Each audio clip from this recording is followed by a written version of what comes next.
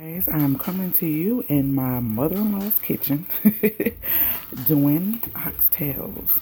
And I'm going to show you the first step and then show you all the ingredients and go step by step. So you won't see me, but you're going to see some good cooking. I have these thick, meaty oxtails. And first off, I'm going to put them in here because I have quite a bit. I'm not going to do it in a bowl. I'm going to do it in here so you can really see. I'm trying to do everything with one hand. Everybody's knocked out. Some people say that you gotta marinate them overnight. I hardly ever, nor did my granddad. I don't think he ever did. You know, if you know what you're doing, you ain't gotta marinate them overnight. They still gonna be tender. They still gonna be luscious, and they're still going to be awesome. So I'm gonna put these in here as well. And you always want to clean these. You want to clean your oxtails, and the way that you do that is you take some cool water and salt, and you kind of let me get this. Need some salt. I'm using sea salt. I don't like using iodine salt. So you take and you pour the salt in here before you get all the water in here. Let's get the salt in here. You pour the salt in here, right? And what you do is you rub them together really good, like so. This will help get all the gruck and grime off your oxtails. Anything that's on them that shouldn't be. So you go through and you basically rub that salt all over. If you feel like you need a little bit more, go ahead and pour you some more salt on them. So, and then once you do all this good rubbing and trying to get these cleaned off as much as you can by hand, you're going to let them sit in this lovely salt water to continue to get all the grit off of them for like a half an hour. So I feel like a lot of, probably grease and oil from the ox or whatever. And you go on and get all that good stuff off of there. We're trying to see about not eating no more beef and pork once again. And so I'm trying to make all our meals that my husband really likes and the kids enjoy. He made ribs and stuff on the grill yesterday. So this is Sunday and I'm going to be doing these. Yeah, so kind of sort of leave it like that. Put a little bit more salt. And just rub them real good. And I'm going to let those sit for about half an hour like that. And that salt is going to continue to get all the good stuff, the bad stuff off of them, Alright? Alright guys, so this has set for a little over 30 minutes. And y'all see how the fat just skims up to the top. I'm getting ready to rinse these. I'm doing this with one hand, trying to record and cook this. So I'm getting ready to rinse these off. I'm going to let the water out. And I'll be back. I'm going to try to do it with one hand. If not, I'll pause it. And, oh, it's not so bad. Hold on. Yeah. So basically, I'm going to cut the cold water on. Get in here and get the rest of that mess out. All I can get out. And then I'm going to use the same pot to season them because she doesn't have really big bowls. Like I told y'all, my husband is grown, so she don't do too much cooking. So all the stuff that I need, necessary stuff, it's not the same, but I make it do what it do. You feel me? So this is going to be some Caribbean style oxtails. And if you don't know, my background is Haitian and Trinidad. I found that out, growing up. That's why my grandfather and them did certain things. But yeah. Okay, so just rinse this off real good. And once you rinse it off, we're going to season these bad boys and get this started. So let's get moving, guys. I'm gonna finish rinsing these and we'll go to the next step. And I'm going to show you all the seasonings that I use. So basically, you want to try to get as much off till you don't feel too much greasiness on them. And then you see the water is getting clear. That means it's not too much stuff that you can get off. And basically, excuse me, they're almost, mind you, this is heavy. I'm doing this with one hand and recording. So bam, there we go. We clean them off the best we can. We let the salt sit in them and pull all the fat that it was able to pull off. And then drain the water off. And once we drain the water off, we're going to season them. So hold on. So here are the seasonings. We have some brown and sauce, seasoning sauce, Worcestershire sauce. This is like the key to it, and ketchup. I use fresh thyme. You can also use thyme in the dry thyme. I use a little bit of curry allspice, black pepper, garlic powder, onion powder, adobo, or whatever seasoning you want is your choice. That's like all-purpose seasoning. Garlic cloves. You can use regular chopped garlic as well, or you can use beef broth or bouillon cubes. It's up to you, but I like to use fresh thyme in mine. So this is all you need here. And then you have onions. I'm going to use a big onion and like a small onion, and then I'm going to use, these are really small, so I'm going to use about 5 of these little tomatoes on the vine. I'm going to chop those up and chop these up. So we're going to chop both of these up, so stay tuned. What I'm getting ready to do is do the chopping of these and show you how small these need to be, and these go in last. And we also need, you will also need 2 cans of butter beans. You can do the dry beans, or you can do it this way. It's a little bit quicker. Just kind of rinse them off and get all the sodium off if you like to, and use these. But these and the tomatoes don't go in until last, so you will also need that. So that's all you need.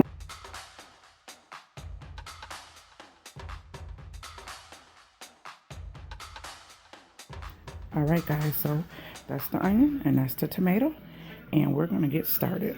So first we're going to have some Worcestershire sauce, and this is the way I like to season mine. Hold on one. Alright, so we're going to start off with Worcestershire sauce, and this is what gives this some great, awesome flavor. And I would say this is going to be about, for this many, I see I'm doing a nice amount, nice thick ones, about a half a cup, anywhere between a fourth a cup to a half a cup. So you have your Worcestershire sauce, and then your seasoning. You're going to say about 2 to 3 tablespoons of the seasoning, the all-purpose seasoning. Curry, just a little. We're not going to do too much, just a little, about a teaspoon worth of that. Allspice, this right here, that Worcestershire sauce and that thyme, those 3 ingredients.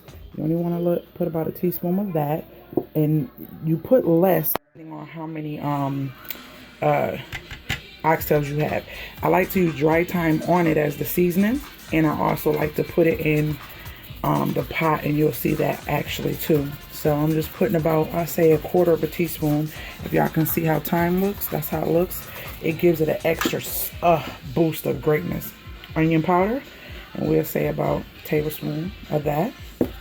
Garlic powder, about a tablespoon of that as well. Okay, and then you got your black pepper. You're gonna put about a good teaspoon of that. And then my mag, this stuff right here, off the chain. This is another form of seasoning, and I say we put about a good tablespoon of that as well in there. So then you just take, because all your seasonings are in at this point. I like to do it with my hand. You take it and you mix that stuff in really well. Mix it in really, really well. Coat it all over this stuff, like so.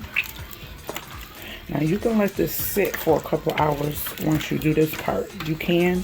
I don't. You really don't need to. If you're cooking it right, you really ain't got to marinate it overnight, because they still going to be tender and they still going to be everything. So you kind of go from here and do this here.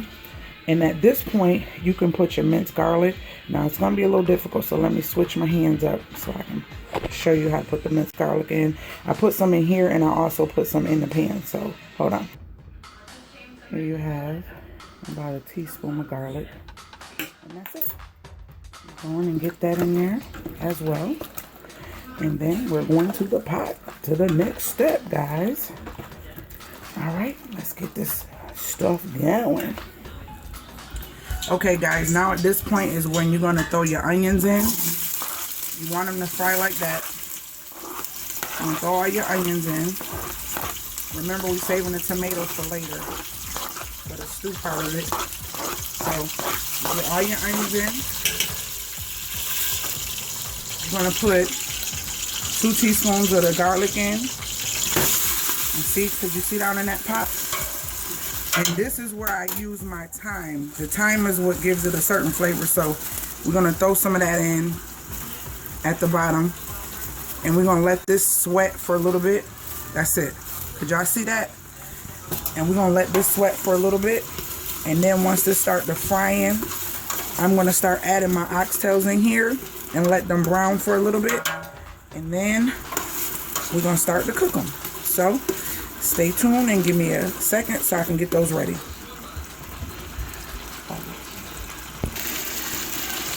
This is the actual part that I love, because you just getting all these good flavors in and letting them cook in together and stuff. And then once these swelter and get a little bit translucent, then we're gonna put our oxtails in. So gotta have a big pot, one of these big stainless steel pots. Y'all see that pot? All right, let's get these oxtails in. Oh, just to let y'all know, I had olive oil in this pan, so that's what was inside here. So boom. You just start placing them in, like so. And we're gonna let these cook in here and brown and saute for a little bit before we add our water. And we don't wanna get rid of this, so we're gonna pour that in there too, but not now. We want these to brown. So we're gonna kind of mix them up, get them in that grease and them onions and stuff. And I have a lot, so I'm gonna do a little at a time. We want these to brown a little bit. And then we could start with putting everything else inside here. So we're gonna throw them all in there like that. Y'all hear that rumbling? Ooh, y'all, these gonna be so bomb. So we're not gonna put the juice in yet. We're gonna try to let this do its thing with these onions and stuff and get all this mixed up. And let that go on for about 10 minutes, guys, and then we'll put the juices in. And let's stay tuned. Hold on. Now that they have browned, we put that good old ketchup, and we're gonna say about 1/4 cup of that, and you mix it up real good. This is also, I mean, these ingredients, it's like, it does something to them. It just gives them a whole different flavor. You ever had oxtails, but then you had oxtails are different. It's like, it's just something about them. They're just not the same. I'm telling you. That ketchup is going to be your best friend as well. So we're going to mix these up and get these bad boys coated with this ketchup. And let these kind of still do their thing. And you notice I didn't put no juice in it. It's still the grease and olive oil and stuff and onions in there. So all right, now I'm adding my chicken broth. I done coated them with the ketchup right in there. See that? A whole thing of it. Some use chicken broth, some don't. I just think beef broth give it more flavor. And I'm going to add the juice that they were sitting in. And at this point, we're going to let them start to do their thing. And get them submerged in that juice. Let them do their thing. And cover them. And keep an eye on them. Quick tip. If they're not submerged completely, you take the pan that you season them in, pour water in that pan and roll it around and get all that garlic and stuff that's still sitting in there, and then you pour it into the pan, okay, to keep the flavor instead of adding regular water.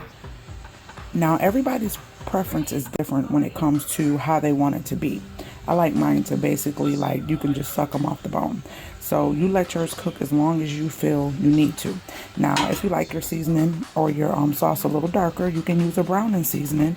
Sometimes I do it with that, but we didn't have any more of that, and I was like, it's not that serious. So that can darken it and make the sauce darker for you if that's what you like. But these usually take about 2 hours to get really, really tender. And you don't want to cook them high, because if you cook them too high, that doesn't mean it's going to cook faster. It can possibly, burn and your water keep going out fast. You have to keep putting more water in there, so you don't want to do that. But this is what you have so far, and just let it cook for about 2 hours. And this is how high my eye is. So all right, guys, stay tuned for the putting in of the tomatoes and the butter beans last, and preparing this meal. Okay, we're back, guys, and this has been boiling for about an hour. all I'm gonna do is add these, because you don't want to add them in the very beginning. I don't know, Granddad just never did. So you add them right about now, and you let them continue to cook. So just wanted to show you guys that. You don't do anything, but just kind of get them in there. Make sure they're down in the pot, because this is going to help with the stew and making a good, nice stew around the oxtails. So put those in there and cover it back up and let it continue to cook. All right, guys, well, we are back, and these bad boys are doing their thing. When I tell you, they are literally, like, the meat is falling off of them. So this is where you want to put your butter beans in. I wasn't too happy with these butter beans. I got these from Aldi's, and I usually get the Goya. And so, whatever. I don't want to waste them, so I'm going to stick them in there, like so. Let them kind of sink to the bottom, and you want to really watch these, because you're not trying to cook these long. Just make sure that they cook for at least another 5 minutes inside this juice and stuff. See that meat, all that meat, guys? Oh my gosh. So we're gonna let this cook for another 5 minutes. I'm getting ready to make me some corn cakes, like fried cornbread, and I have my rice Uncle Ben's already ready, so you guys can see this plated. Once it's time, I'll show you pictures of that. And if you have any questions or comments, leave them below. And remember, stick to your script, because you are the best at it. All right, guys, so here you have it. When I tell you, these oxtails are cooked to perfection.